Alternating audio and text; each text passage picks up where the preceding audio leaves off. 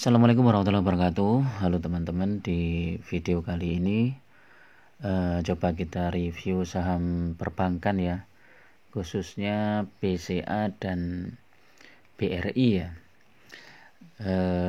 Kira-kira kalau kita nabung saham perbankan ya, khusus BCA atau BRI selama 5 tahun ke belakang ya, dari sekitar mungkin 2018 atau 2017 lah sampai dengan 2022 atau awal tahun sekarang 2023 ya.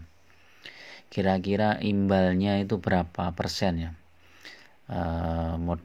Dari modal kita kira-kira berapa? Terus kalau tekniknya menabung nanti ya teman-teman tinggal memperhitungkan harga dari ininya sahamnya dan juga dividennya.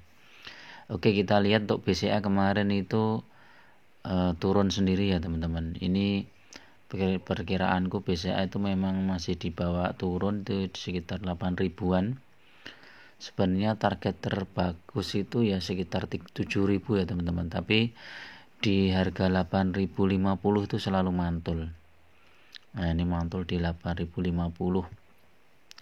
Jadi kalau mau nabung saham BCA ini sudah bisa mulai dikoleksi, cicil beli di harga 8.000 kurang ya. 8.000 berapa ini ya? 8.250 atau 8.175.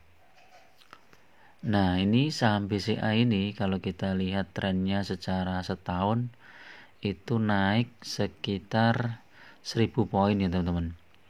Jadi dari 7.300 ke 8.300, 1.000 poin, jadi sekitar 10% lah ya. Kalau 3 tahun dia naiknya sekitar ini dari 6.000 ke 8.000, 2.000 poin. Kalau 5 tahun ini naiknya berapa poin ini? Dari 4.000 ke 8.000 ya, sekitar 4.000 poin. Jadi 50% lah. 50% kalau dibagi 4 tahun ya, 4 lebih dikit ya. 1 2 3 4 5 tapi kan tahun 2023 kan baru awal ya. Jadi sekitar 4 tahun lebih dikit. Tinggal 50% dibagi 4 ya.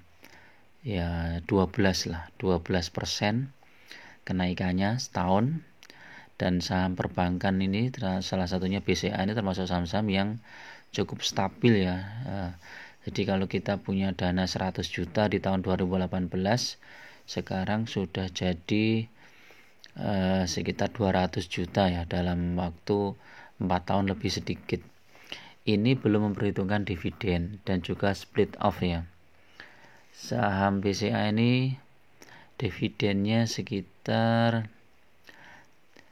22 itu ada 2 kali ya, 120 di bulan Maret, kemudian di bulan Desember 35, berarti 155. 155 kalau dibagi 8.300 mungkin dividennya sekitar berapa ini ya? Sebentar kita hitung dulu. 155 dibagi berapa tadi? 8.300. 1,8% ya teman-teman dividennya. Jadi dividen BCA itu ya dalam tahun 2022 itu sekitar 1,5%. Tahun 2021 ini lumayan agak gede. Tahun 2000 ini kan harga sahamnya juga masih tinggi ya. Mungkin ya dividennya sekitar 1%-an lah. Enggak terlalu besar untuk BCA. Stock splitnya ini kita lihat di tahun 2021 kemarin stock split 5 ya, 1:5. Jadi kalau teman-teman punya saham BCA di tahun 2018 misalnya 100 lot, ini di tahun 2023 udah punya 500 lot. Jadi jumlah sahamnya naik ya teman-teman. Jadi Ini salah satu keuntungan kita kalau nabung di Bank BCA ya, di saham BCA. Kalau BRI bagaimana? Coba kita lihat BRI. BRI kalau 1 tahun ini naiknya 4.000 ke 4.600 ya, 600 poin. Kalau 3 tahun naik sekitar berapa ini?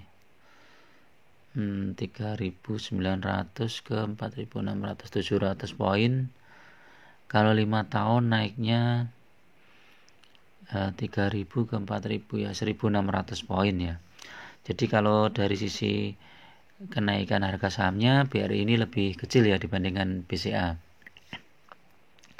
Kalau kita lihat dividennya, coba kita lihat dividennya BRI 174 ditambah 57 ya.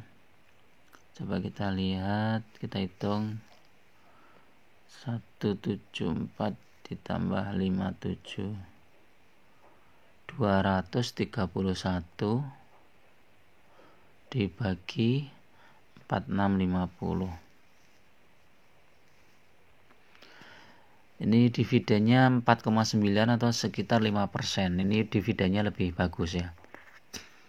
Dividennya lebih bagus, tetapi harga sahamnya kurang begitu ini ya, kenaikannya kurang begitu tajam ya, kecuali kalau kita beli pas harga murah ini ya, di 2020 pas Covid ini kan ya, di sini ke harga 2.400 ke 4.600 ya, hampir 100% ya naiknya. Ini ya hampir sama dengan BCA kemarin. Kalau pas awal Covid itu ya juga harganya murah. Jadi salah satu pertimbangannya itu. Kalau splitnya coba kita lihat, ada split nggak ini BRI?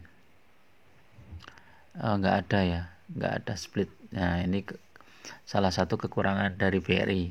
Ya kelebihannya dividennya lebih besar, tapi nggak ada split off. Terus kemudian harga sahamnya juga nggak terlalu naik tinggi ya dibandingkan dengan BCA. Tapi kalau BCA harga sahamnya naik terus, sekitar tumbuhnya 12% setahun, terus kemudian dividennya kecil, terus ada split off. Jadi kita memiliki jumlah lembar saham yang lebih banyak. Bahkan kalau di BCA ini kalau kita perhatikan split off-nya itu udah berkali-kali lipat ya dari harga IPO ya. Ini split off-nya sudah berkali-kali lipat. Cuman kekurangannya ini ya teman-teman. Jadi pair-nya ini BCA ini sudah 26 kali ya. PBV-nya 4,8 kali. Jadi ini udah cukup tinggi ya pair-nya. Dibandingkan dengan BR itu pair-nya baru 13. Jadi baru separohnya ya BCA. PBV-nya juga baru 2,38. Berarti separuhnya BCA. Jadi secara fundamental BRI ini lebih ini ya, lebih menarik karena pair-nya masih kecil ya dibandingkan BCA. Kalau kita lihat BMRI ya, coba BMRI harga sahamnya bagaimana? Ini dari 7.000 ke 10.000 ya, naik 3.000 poin ya, hampir 3.000 poin. Ini dari 7.000 juga 5 tahun juga. Ini kenaikannya juga hampir mirip dengan BRI ya. Kalau kita lihat dividennya, ini dividennya 360 ya, lebih besar kayaknya ini. Coba kita lihat persentasenya 3,6.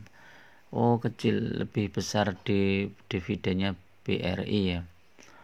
Kalau BNI coba kita lihat.